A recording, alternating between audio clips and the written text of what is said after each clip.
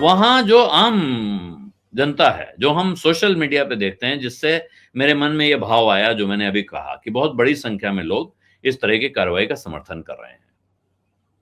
आपके शहर में जो हो रहा है, उसके बारे में वहाँ के लोग क्या सोचते हैं? जिन लोगों से आप मिलते-जुलते हैं, जिनसे आप बात करते हैं, उनसे बात करने पर आपके दिमाग में क्या तस्वीर बन रही है? क्या वजह है? अपने को अनम्यूट कर लीजिएगा। आलोक, देखिए, इस मुद्दे पर पूरा समाज बटा हुआ है। हुँ। एक तो जिस तरीके से फिरका परस्ती के नाम पर समाज का बंटवारा हुआ है, यह बुरी तरह से प्रिवेल कर रहा है इस मामले पर लोगों की अपनी राय रखने। मतलब ये लोग मान के चल रहे हैं कि अगर किसी मुसलमान के खिलाफ कार्रवाई हो रही है तो होनी चाहिए, कोई बुराई नहीं। एक बड़ा वर्ग है जो इसकी बात हुँ। करता है। लेकिन ऐसे बहुत सारे लोग हैं, बहुत सारे लोग हैं जो इस तरह की कार्रवाई का विरोध करते हैं। उन्होंने विरोध किया भी है। वकीलों ने इस पर एक लेटर पिटिशन भी हाई कोर्ट में भेजा है। और एक हुँ। समूह है जो इसका, एक सिविल सोसाइटी है जो इसका विरोध करती है और इस तरह की घटनाओं के पक्ष में नहीं है।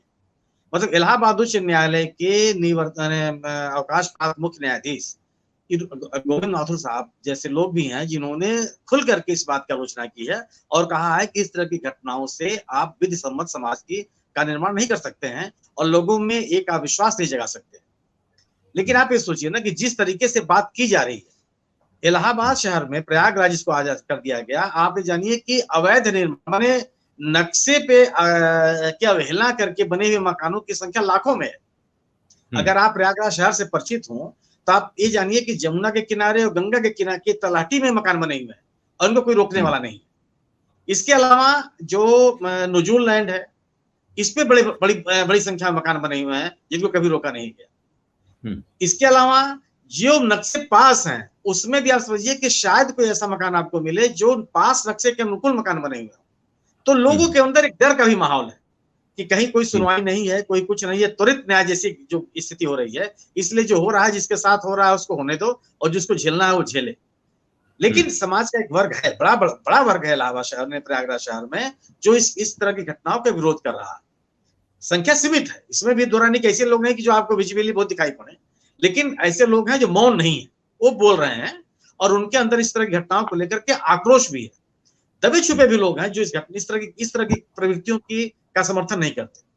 और मेरी समझ ये कहती है कि बड़ी तादाद में ऐसे लोग हैं जो एक निर्णय लेने की या किसी को दंडित करने की जो प्रक्रिया अपनाई जा रही है उसके पक्ष में नहीं है और इस तरह की प्रवृत्तियों का समर्थन नहीं करते।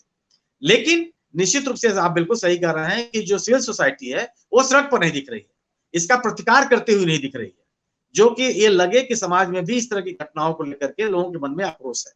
निश्चित रूप से जो सत्तारूढ़ दल के समर्थक हैं, उनके मन में ये इस घटना को लेकर के बहुत ही संतोष नहीं बल्कि उत्साह है।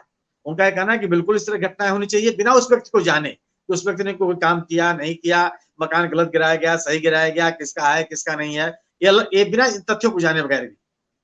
तो एक तरह की मिश्रित प्रतिक्रिया इस पूरे शहर में है। लेकिन ऐसे लोग हैं और ठीक ठाक संख्या में है जो इस तरह की घटनाओं को और इस तरीके से की जा रही घटनाओं के विरोध में है। जी आलोक।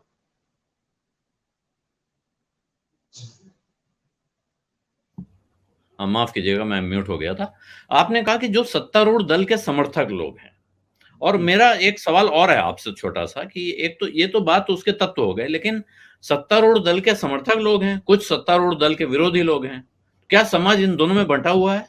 या कुछ ऐसे लोग भी हैं जो इन दोनों में शामिल नहीं हैं, ना समर्थक हैं, ना विरोधी हैं? और उनमें से कुछ लोगों का जो सवाल है, वो सवाल मैं रख देता हूँ सामने। जो पत्थरबाज़ी कर रहे हैं, उनके साथ किस तरह की सहानुभूति होनी चाहिए? जब वो पत्थर चला रहे थे, तब क्या उन्होंने सोचा नहीं था कि उनके खिलाफ कार्रवाई होगी? नहीं, पत्थरबाजों के साथ तो किसी की सहानुभूति नहीं है, चाहे वो हुँ। सत्तारूढ़ दल के समर्थक हो चाहे उनके विरोधी हो। इस तरह की घटनाओं का लगभग पूरे समाज में विरोध है। हुँ।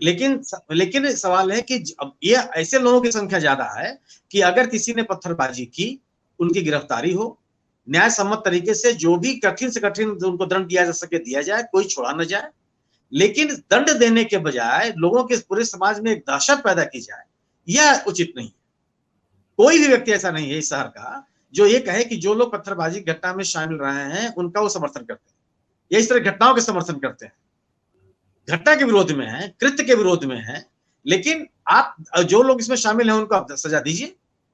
लेकिन केवल पुलिस ने किसी को कह दे कि साहब ये मुख्य आरोप साजिश करता थे या मुख्य आरोपी हैं, तो पुलिस का काम है कहना, लेकिन वो कम से कम जो एक कानूनी प्रक्रिया, उस कानूनी प्रक्रिया को तो अपनाइए आप। अगर आप कानूनी प्रक्रिया को नहीं अपनाएंगे और पुलिस को आप इतनी ताकत दे देंगे, तो एक विधि सम्मत समाज के आप निर्माण नहीं करते हैं। जो लोग कानून की राज में, कानून की व्यवस्था में विश्वास करते हैं, उनके मन में कोई आप उनके मन को आप ताकत नहीं देते।